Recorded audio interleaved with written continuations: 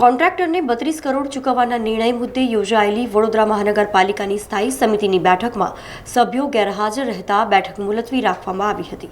Blacklist કરેલા કોન્ટ્રાક્ટરે વડોદરા મહાનગરપાલિકા સામે બાયો ચઢાવતા પાલિકાએ ₹32 કરોડ ચૂકવવાનો વારો આવ્યો છે। વડોદરા શહેરના સયાજીપુરા અને અટલાદરામાં આવાસ યોજના હેઠળ 4000 આવાસો તથા સમા ઇન્ડોર સ્પોર્ટ્સ કોમ્પ્લેક્સ ખાતે એર કન્ડિશનિંગ સિસ્ટમ અને ઇલેક્ટ્રિફિકેશન સહિતના કામ મેસર્સ એમવી ઓમની પ્રોજેક્ટ ઈ લિમિટેડને અપાયા હતા। આ કામના પાલિકાએ બ્લેકલિસ્ટ કર્યા બાદ કોન્ટ્રાક્ટરે આર્બિટ્રેશનમાં પાલિકાને પડકારતા કોન્ટ્રાક્ટરની તરફેણમાં ચુકાદો આવતા પાલિકાએ હવે ₹32 કરોડ ચૂકવવા પડશે। આમ તો 51 કરોડ ચૂકવવાનો આદેશ હતો, પરંતુ નેગોશિએશન થતાં પાલિકાને હવે ₹32 કરોડ ચૂકવવા પડશે। કોન્ટ્રાક્ટરે આ કામ વર્ષ 2014થી 2018 સુધી કર્યું હતું। આ નાણાંની ચૂકવણી માટેની દરખાસ્ત પાલિકાની સ્થાયી સમિતિમાં આવી હતી। તેના પર નિર્ણય લેવા માટે આજે સવારે સ્થાયી સમિતિની બેઠક બોલાવવામાં આવી હતી। જો કે બેઠકમાં માત્ર 3 જ સભ્ય અને અધ્યક્ષ પહોંચતા કોરમ ન થતાં આજની બેઠક મુલતવી રાખવામાં આવી હતી, જેથી હવે આવનાર દિવસોમાં મળનાર સ્થાયી બેઠકમાં આ મુદ્દે નિર્ણય કરવામાં આવશે। આ મુદ્દે સ્થાયી સમિતિના સભ્ય બંદીશ શાહ અને સ્થાયી સમિતિના અધ્યક્ષ ડૉક્ટર શીતલ મિસ્ત્રીએ પ્રતિક્રિયા આપી હતી। એબી દેસાઈ આર્બિટ્રેટર દ્વારા એમને જે 4 વસ્તુમાં દાવા કર્યા છે એ દાવાઓની રકમ જે 100 કરોડની આસપાસ હતી અને અમે 14 થી 18% જેટલા દાવા મંજૂર કર્યા છે।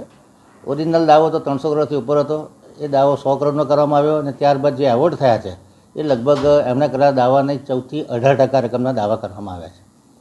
એટલે પાલિકાએ એમને આપવાના જે પૈસા છે એ લગભગ આપણી પાસે 32.50 કરોડ 10% વ્યાજ લેખે ગણીએ તો 32.58 કરોડ જેવું જમા છે અને એમને એવોર્ડ થયો છે લગભગ 51.25 કરોડનો અને એને પણ 5.5 મહિના થઈ ગયા છે।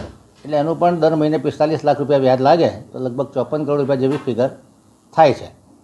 એટલે 54 કરોડની સામે નેગોશિએટ કરી અને પાલિકાએ એમની સાથે નેગોશિએટ કર્યું અને એ 32.29 કરોડ લેવા માટે તૈયાર છે। એટલે 32.58 કરોડ આપણા પાસે એમના જમા છે અને આપણે 32.28 કરોડ આપવાના છે। જો સભ્યો બધા સર્વાનુમતે નક્કી કરે કે આને પૈસા આપવા છે તો આપી શકાય, અને એવું નક્કી કરે કે હાઈકોર્ટમાં જવું છે તો કોમર્શિયલ કોર્ટના ચુકાદા બાદ હાઈકોર્ટમાં જવું હોય તો જે લીગલ ઓપિનિયન હાઈકોર્ટના લોયરનો લીધો છે એમનું કહેવું એવું છે કે લગભગ 50 થી 80% જેટલી રકમ પહેલાં કોર્ટમાં ભરવાની થાય। એટલે 54 કરોડના 50% ગણીએ તો 27-28 કરોડ રૂપિયા જમા કરવાના થાય। દર મહિને આ જે એવોર્ડ છે એનું વ્યાજ વધતું જાય, જે લગભગ 45 લાખ રૂપિયા જેટલું વ્યાજ થાય, વત્તા આજે બીજા 28 થી 30 કરોડ જમા કરાવીએ એનું પણ વ્યાજ થાય, એટલે લગભગ 75 લાખ રૂપિયાનું દર મહિને વ્યાજ ચડતું જાય અને એનો ચુકાદો મને 4-5 વર્ષ પછી આવે તો આ એમાઉન્ટ વધી જાય।